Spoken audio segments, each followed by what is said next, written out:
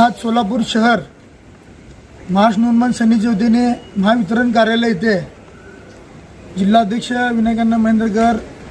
व सर्व मनसेचे पदाधिकारी प्रमुख पदाधिकारी आज सोलापूर शहराचे कार्यकारी अभियंता मानेसाहेब यांना निवेदनद्वारे सूचित करण्यात आलेलं आहे की स्मार्ट मीटर हे जे सक्तीने सोलापूर शहरामध्ये विविध भागामध्ये बसवण्यात येत आहे त्या मीटरला ताबडतोब ते मीटर बसवण्याचं बंद करावे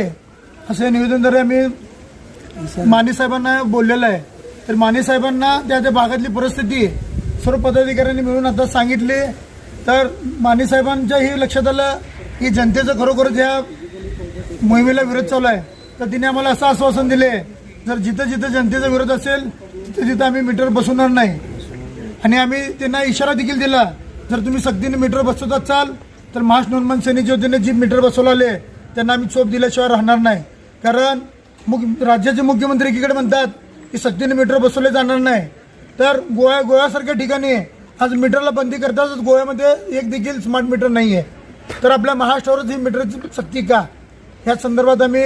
मानेसाहेबांना बोललेलं आहे। तिने देखील आम्हाला आश्वासन दिलेलं आहे जर इतर सोलापूर शहरामध्ये कुठे जर स्मार्ट मीटर बसवण्यात येत असेल तर महाराष्ट्र नवनिर्माण सेना त्यांना चोप दिल्याशिवाय राहणार नाही।